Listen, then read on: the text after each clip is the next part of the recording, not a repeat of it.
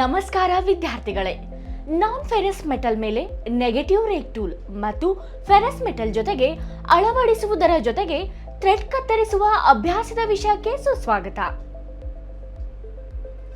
ಈ ಅಧ್ಯಾಯದ ಕೊನೆಯಲ್ಲಿ ನಿಮಗೆ ಸಾಧ್ಯವಾಗುತ್ತದೆ grind negative rake threading tool, external thread ಅನ್ನು ಕತ್ತರಿಸುವುದು.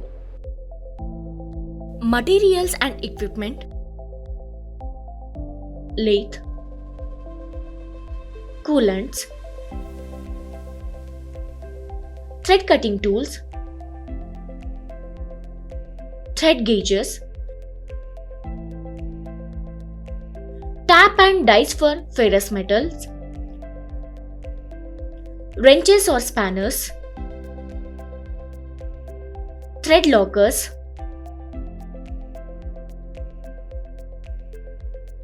process. Task 1.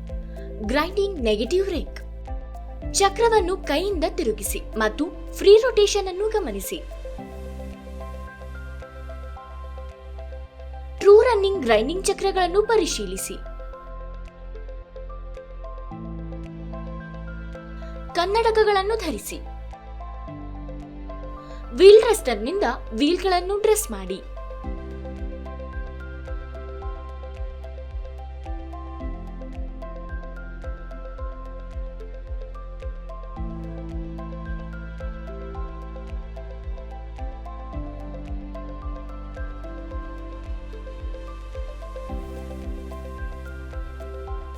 ಕನಿಷ್ಠ ಅಂತರವನ್ನು ನಿರ್ವಹಿಸಲು ಟೂಲ್ ರೆಸ್ಟ್ ಅನ್ನು ಹೊಂದಿಸಿ.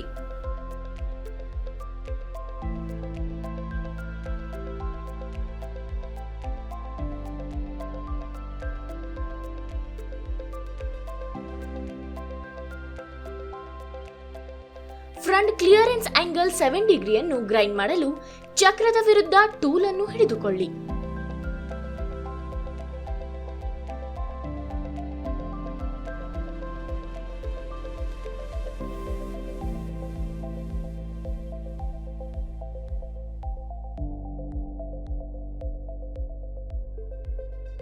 ಉಪಕರಣದ ಇನ್ನೊಂದು ಬದಿಯ ಪಾರ್ಶ್ವವನ್ನು 30 ಡಿಗ್ರಿ ಸೈಡ್ ಕ್ಲಿಯರೆನ್ಸ್ ಆಂಗಲ್ 3 ಡಿಗ್ರಿನೊಂದಿಗೆ ಗ್ರೈಂಡ್ ಮಾಡಿ.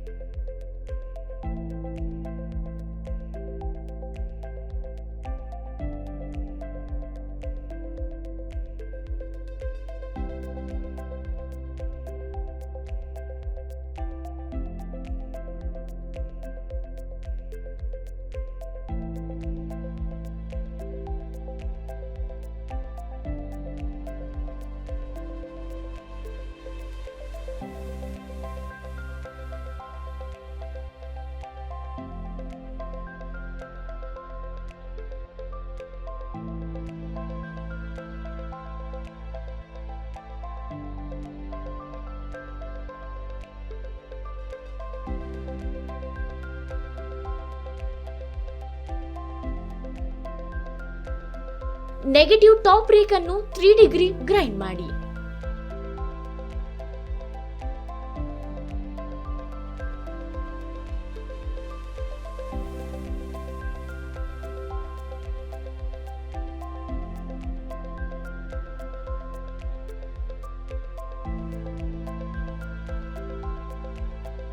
ಆಯಿಲ್ ಸ್ಟೋನ್ ಸಹಾಯದಿಂದ ಉಪಕರಣವನ್ನು ಲ್ಯಾಪ್ ಮಾಡಿ.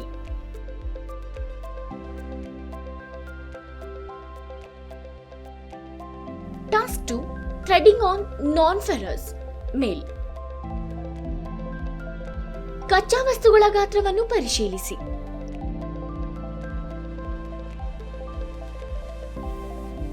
ಚೆಕ್ ಹೊರಗೆ 50 mm ಜೆಪಬ್ ಅನ್ನು ಹೋಲ್ಡ್ ಮಾಡಿ ಮತ್ತು ಟ್ರೂ ಮಾಡಿ.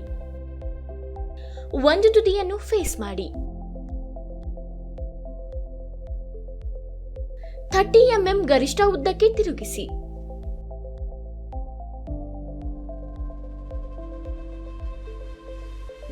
ಚೇಂಫರ್ 1.5 into 45 ಡಿಗ್ರಿ. ಜಾಬ್ ಅನ್ನು ರಿವರ್ಸ್ ಮತ್ತು ಹೋಲ್ಡ್ ಮಾಡಿ. ಇನ್ನೊಂದು ತುದಿಯು ಒಟ್ಟು ಉದ್ದವನ್ನು 70 mm ನಿರ್ವಹಿಸಲು ಫೇಸ್ ಮಾಡಿ. ಸ್ಟೆಪ್ ಅನ್ನು ಪೈ 24 mm ಇಂದ 50 mm ಉದ್ದಕ್ಕೆ ತಿರುಗಿಸಿ.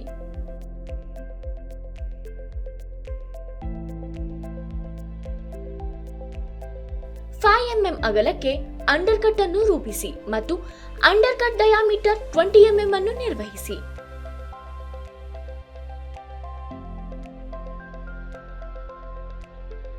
ಸರಿಯಾದ ಸ್ಥಾನಕ್ಕೆ ಟೂಲ್ ಪೋಸ್ಟ್ ನಲ್ಲಿ ಥ್ರೆಡಿಂಗ್ ಟೂಲ್ ಅನ್ನು ಹೊಂದಿಸಿ.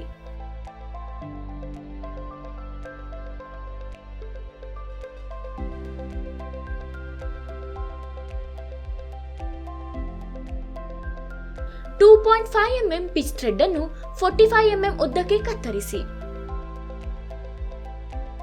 ಥ್ರೆಡ್ ರಚನೆಯನ್ನು ಪರಿಶೀಲಿಸಿ.